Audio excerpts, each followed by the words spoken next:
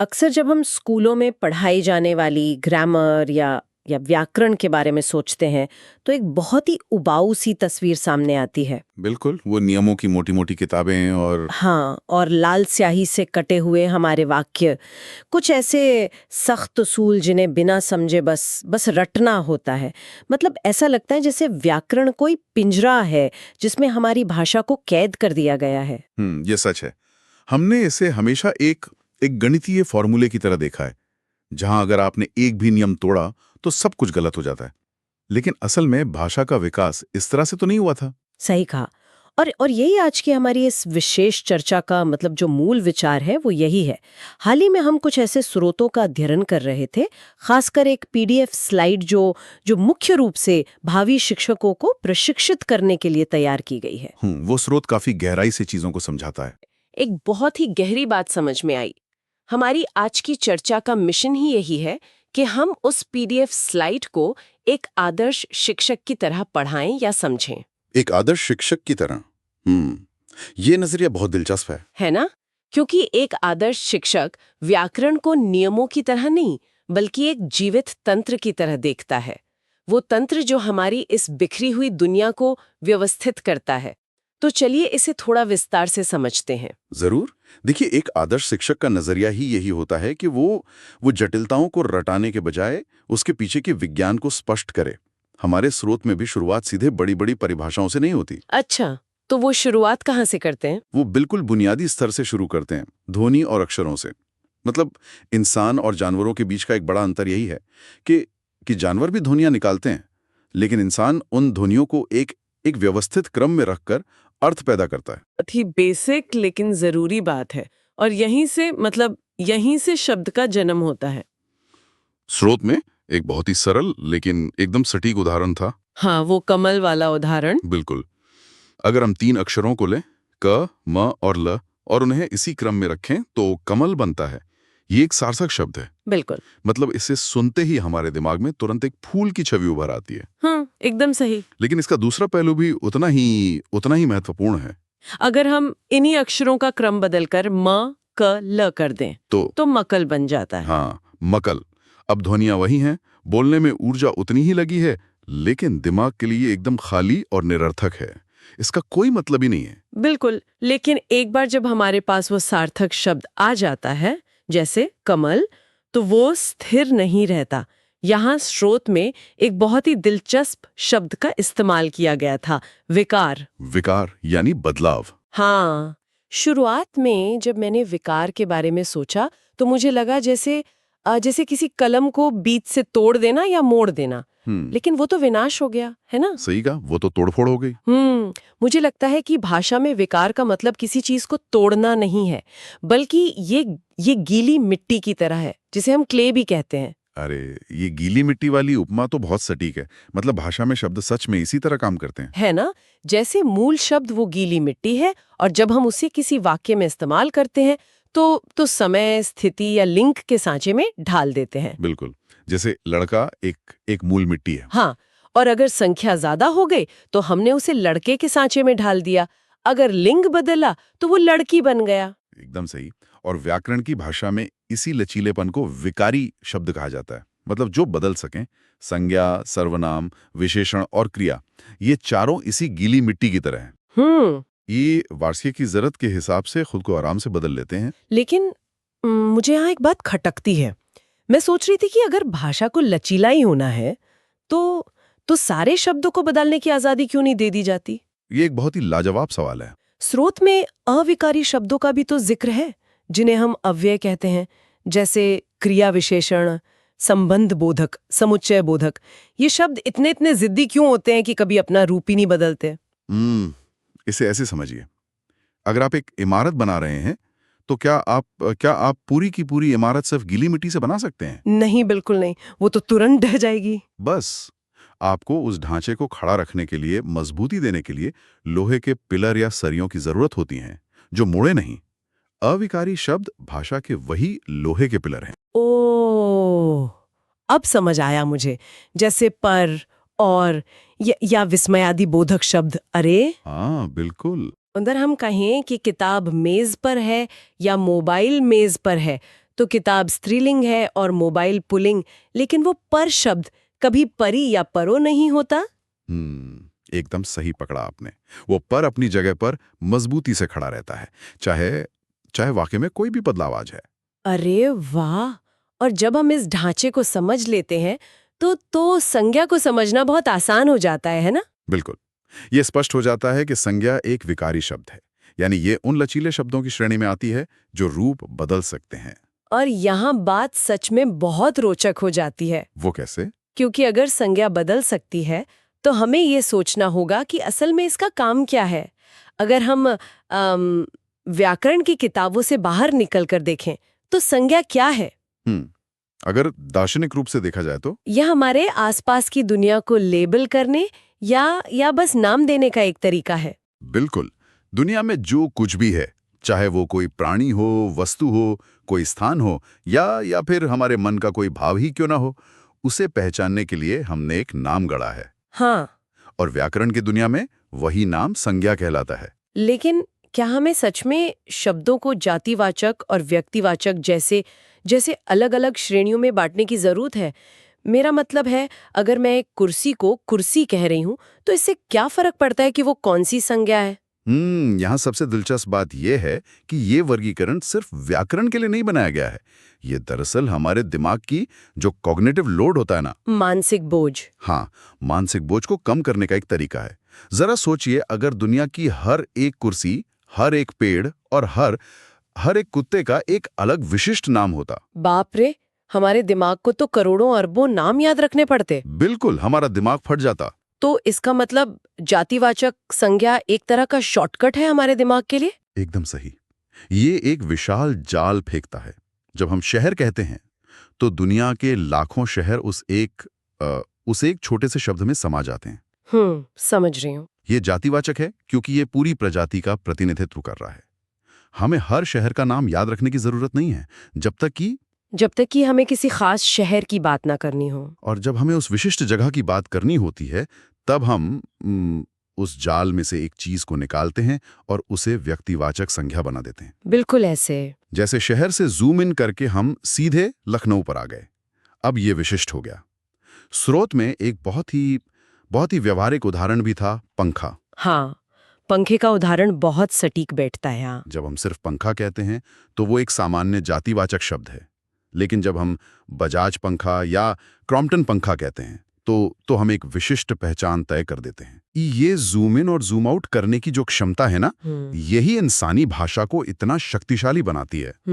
हम सामान्य से विशिष्ट की ओर बहुत तेजी से बढ़ सकते हैं। अच्छा, ये तो हो गई उन चीजों की बात जिन्हें हम देख सकते हैं, मतलब जिनका एक निश्चित आकार है। हाँ, लेकिन हमारी दुनिया केवल ठोस वस्तुओं से तो नहीं बनी है ना? जब हम भौतिक वस्तुओं से आगे बढ़ते हैं तब भाषा की असली परीक्षा शुरू होती है। और ठीक यहीं पर जातिवाचक संज्ञा के दो अन्य उप प्रकार सामने आते हैं, समूहवाचक और द्रव्यवाचक। समूहवाचक मतलब जैसे कलेक्टिव नाउन। हाँ, समूहवाचक संज्ञा इसलिए जरूरी है क्योंकि कई बार हमें व्यक्तियों के बजाय पूरी की पूरी भीड़ या समूह को एक इकाई मानना पड़ता है, जैसे परिवार या सेना या फिर ज्यूरी। बिल्कुल, हम सेना के हर जवान का नाम अलग अलग तो नहीं लेते, हम पूरे समूह को एक ही नाम दे देते हैं। हाँ, वो भी एक तरह का शॉर्टकट ही हुआ। और जो द्रव्यवाचक संज्ञाएं हैं वो उन चीजों को संभालती हैं जिन्हें हम गिन नहीं सकते, लेकिन वे भौतिक रूप से मौजूद जरूर है, जैसे पानी, सोना, लोहा या ऑक्सीजन जैसी गैस। एकदम सही। लेकिन पता है, स्रोत सामग्री में जिस चीज ने मुझे सबसे ज्यादा सोचने पे मजबूर किया वो थी भाववाचक संज्ञा। हाँ, भाववाचक संज्ञा। ये तो भाषा विज्ञान का शायद सबसे जादुई हिस्सा है। सच में, स्रोत में वो बुढ़ापे का जो उदाहरण दिया गया था वो बहुत ही गहराई वाला था। हाँ, वो बहुत ही सोच समझ कर दिया गया उदाहरण है। मतलब अगर हम कहें कि हमने बुढ़ापा देखा है तो असल में हम क्या देख रहे होते हैं? हम एक इंसान को देखते हैं जिसके बाल सफेद हैं, चेहरे पर झुर्रियां हैं और हाथ में लाठी है। बिल्कुल, हम सिर्फ बुढ़ापे के भौतिक प्रभावों या उसके लक्षणों को देख रहे हैं। हाँ, असल बुढ़ापा तो मतलब वो तो एक अदृश्य अवस्था है, उसे छुआ थोड़ी जा सकता है। और अगर हम इसे मानव विकास के नजरिए से देखें तो ये इंसानी दिमाग की एक बहुत ही बड़ी छलांग थी। वो कैसे? देखिए, शुरुआती इंसानों ने उन चीजों को नाम दिया जो उन्हें भौतिक रूप से नुकसान पहुंचा सकती थी या उनके काम आ सकती थी, जैसे शेर, पेड़, नदी। क्योंकि वो उनके सामने मौजूद थी। हाँ, लेकिन जैसे जैसे इंसान का दिमाग विकसित हुआ, समाज बना, तो उसे उन चीजों के बारे में भी बात करने की जरूरत महसूस हुई जिनका कोई भौतिक वजूद नहीं था। जैसे ईमानदारी, सच्चाई, प्यार या फिर घृणा। सही कहा। अब देखिए, हम किसी व्यक्ति के व्यवहार को देखकर उसे ईमानदार कह सकते हैं, जो कि एक विशेषण है। हाँ, एडजेक्टिव है। लेकिन उस गुण पर स्वतंत्र रूप से चर्चा करने के लिए हमें उसे एक वस्तु का दर्जा देना पड़ा। हमने उस अदृश्य विचार को ईमानदारी नाम की एक भाववाचक संज्ञा बना दिया, ताकि हम उसे वाक्यों में वैसे ही इस्तेमाल कर सकें जैसे हम किसी पत्थर या किताब का इस्तेमाल करते हैं। बिल्कुल। अरे वाह, ये सच में एक बहुत ही जटिल मनोवैज्ञानिक प्रक्रिया है जिसे हम रोजमर्रा की जिंदगी में बहुत हल्के में लेते हैं। हम अक्सर भाषा की ताकत को भूल जाते हैं। सच में, हम अदृश्य विचारों को नाम देकर उन्हें अपने व्याकरण के सांचों में फिट कर देते हैं। लेकिन क्या सब कुछ इतनी आसानी से इन सांचों में फिट हो जाता है? हमेशा तो नहीं। हाँ, क्योंकि स्रोत सामग्री में एक बहुत ही गंभीर अकादमिक विवाद का भी जिक्र था, जहां कुछ शब्द इन नियमों से बिल्कुल बगावत कर बैठे थे। देखिए, भाषा कोई मशीन तो है नहीं, इसलिए हर शब्द को एक साफ सुथरे डिब्बे में बंद करना लगभग असंभव है। और इसी वजह से पुराने भाषा विज्ञानियों के बीच बड़े बड़े वैचारिक युद्ध हुए हैं। और इसका सबसे बेहतरीन या कहूँ सबसे उलझाने वाला उदाहरण बीमारी शब्द है। हाँ, बीमारी। इस एक शब्द ने सच में बहुत माथापच्ची करवाई है। मुझे तो ये जान के बहुत हैरानी हुई कि इस एक शब्द ने मतलब विद्वानों को कितना परेशान कर दिया था। एक तरफ के विद्वानों का जो तर्क था वो बहुत ही तार्किक लगता है। हाँ, उनका क्या कहना था? उनका कहना था कि कैंसर, मलेरिया, टीबी ये सब अलग अलग बीमारियां हैं। इसका सीधा सा मतलब है कि बीमारी शब्द इन सब की एक प्रजाति या वर्ग का नाम है। बिल्कुल। तो इस हिसाब से तो इसे सीधे जातिवाचक संज्ञा होना चाहिए ना? हाँ, तर्क तो एकदम सही है। लेकिन जो विरोधी खेमा था, उनका तर्क भी उतना ही मजबूत था। उन्होंने पूछा, भाई क्या किसी ने कभी बीमारी को छुआ है? छुआ तो नहीं है। बिल्कुल।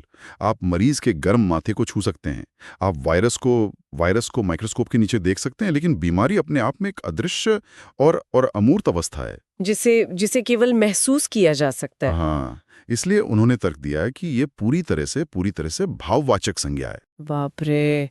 और ये विवाद केवल इसी शब्द तक सीमित नहीं था, भाषा शब्द को लेकर भी ठीक यही बहस हुई थी। बिल्कुल, भाषा भी उसी कटघरे में खड़ी थी। मतलब क्या भाषा एक जातिवाचक संज्ञा है क्योंकि हिंदी, अंग्रेजी, फ्रेंच इसके अलग अलग प्रकार हैं, या फिर भाषा एक अदृश्य भाववाचक संज्ञा है? पता है या किसी अदृश्य भावना का।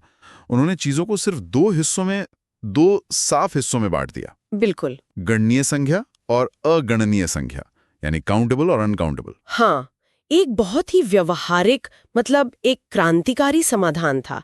इसने पूरी बहस का आधार ही बदल दिया। बिल्कुल बदल दिया। अब सवाल ये नहीं था कि क्या आप इसे छू सकते हैं, बल्कि सीधा सवाल ये था कि क्या आप इसे संख्याओं में 1, 2, 3 करके गिन सकते हैं। और ये कसौटी बहुत ही साफ थी। मतलब हम एक कुर्सी, 4 पंखे या 10 आदमियों को आराम से गिन सकते हैं, लेकिन हम ये तो नहीं कह सकते कि मेरे पास 4 ईमानदारियां हैं या मुझे 2 बुढ़ापा चाहिए। हाँ, बिल्कुल नहीं कह सकते। यहाँ तक कि हम ये भी नहीं कहते कि मुझे 3 पानी दे दो। मतलब हम पानी के गिलास गिनते हैं, पानी नहीं। एकदम सही। इस नए और आधुनिक मॉडल ने क्या किया कि सारे भाववाचक संज्ञाओं को, जैसे ईमानदारी, प्यार, घृणा, और सारी द्रव्यवाचक संज्ञाओं को, जैसे सोना, पानी, हवा, इन सबको उठाकर सीधे अगणनीय की श्रेणी में डाल दिया, एक ही झटके में। तो फिर उस बीमारी वाले विवाद का क्या हुआ? वो कहाँ जाकर फिट हुआ इस नए मॉडल में? वो भी इसी मॉडल के जरिए हमेशा के लिए सुलझ गया। अच्छा। हाँ, चूंकि आप बीमारी को एक ठोस वस्तु की तरह 1, 2, 3 में नहीं गिन सकते। मतलब आप बीमारियों के प्रकार तो गिन सकते हैं, लेकिन बीमारी नाम की कोई ठोस वस्तु नहीं गिन सकते। बिल्कुल। इसलिए आधुनिक व्याकरण ने इसे बड़े ही आराम से अगणनीय की श्रेणी में रख दिया, और वो पुरानी बहस हमेशा के लिए शांत हो गई। अरे वाह, ये देखना सच में बहुत बहुत दिलचस्प है कि कैसे व्यावहारिकता ने उस अकादमिक जिद को या उस बहस को हरा दिया। विद्वानों ने आखिरकार ये मान लिया कि भाषा को दार्शनिक रूप से एकदम सही होना जरूरी नहीं है, बल्कि इसे काम करने योग्य या व्यावहारिक होना चाहिए। हाँ, और यही एक आदर्श शिक्षक का मुख्य संदेश होता है। बिल्कुल। जब हम व्याकरण को उस तरह से पढ़ते हैं, उसके पीछे के पूरे इतिहास और विवादों के साथ, तो हम केवल नियमों को रट नहीं रहे होते हैं। हम दरअसल मानव चिंतन के विकास को समझ रहे होते हैं। तो अगर हम सोचे कि इस सब का असल में क्या मतलब है, अगर हम आज की इस पूरी यात्रा को, हमारी इस चर्चा को एक धागे में पिरोएं, तो हमने देखा कि ध्वनियों और अक्षरों के एक छोटे से सार्थक समूह से शुरू होकर भाषा ने हमारी पूरी भौतिक दुनिया को नाम दिए। जी हाँ। फिर उसने एक कदम आगे बढ़कर हमारे अदृश्य विचारों और भावनाओं को भी संज्ञाओं में तब्दील कर दिया। और जब वो पुरानी प्रणालियां उलझने लगीं, तो उसने विवादों को सुलझाने के लिए खुद को उस आधुनिक मॉडल में ढाल लिया। ये इस बात का बहुत बड़ा प्रमाण है कि व्याकरण कोई जमी हुई झील नहीं है, ये एक बहती हुई नदी है। वाकई बहुत ही खूबसूरत बात कही आपने। शुक्रिया। ये हमारी जरूरतों के हिसाब से समय के साथ अपना रास्ता बदलती रहती है। जब हम भाषा के इस छिपे हुए आर्किटेक्चर को या इसकी वास्तुकला को समझते हैं, तो हम केवल एक परीक्षा पास करने के लिए तैयार नहीं होते, हाँ। बल्कि हम अपनी ही सोच को, अपने विचारों को बेहतर ढंग से व्यवस्थित करना सीख जाते हैं। ये एक बहुत ही सशक्त विचार है। हाँ। लेकिन इस चर्चा तो खत्म करने से पहले मैं एक नए और थोड़े उत्तेजक सवाल पे आना चाहता हूँ। अच्छा, बताइए। हमने ये तो मान लिया कि व्याकरण हमारी वास्तविकता के अनुसार खुद को ढाल लेता है, लेकिन आज हमारी वास्तविकता बहुत बहुत तेजी से बदल रही है। हम एक भौतिक दुनिया से निकलकर एक आभासी, मतलब एक वर्चुअल और डिजिटल दुनिया में प्रवेश कर रहे हैं। ये एक बहुत ही प्रासंगिक और चुनौतीपूर्ण दिशा है। जरा सोचिए ना, बिटकॉइन किस श्रेणी में आएगा? बिटकॉइन, हाँ, ये पैसे की तरह काम करता है। तो क्या ये द्रव्यवाचक होना चाहिए? लेकिन इसका कोई भौतिक अस्तित्व तो है ही नहीं, इसे छुआ नहीं जा सकता। सही बात है। या फिर मेटावर्स के अंदर जो हमारा डिजिटल अवतार होता है, ये हम हैं, लेकिन ये ठोस नहीं है और ये भाववाचक भी नहीं है, क्योंकि इसका एक बहुत ही स्पष्ट डिजिटल कोड है। बाप रे, ये तो पारंपरिक व्याकरण के लिए सच में एक बहुत बड़ा विरोधाभास है ना? हमारे वर्तमान नियम तो उन चीजों को वर्गीकृत करने के लिए बनाए गए थे जो या तो पूरी तरह से भौतिक हैं या फिर पूरी तरह से मानसिक भावनाएं हैं। लेकिन ये जो डिजिटल संपत्तियां हैं, हाँ, जो डिजिटल एसेट्स हैं, हाँ, ये इन दोनों के बीच के एक बिल्कुल नए ग्रे एरिया में आती हैं। तो क्या इसका ये अर्थ है कि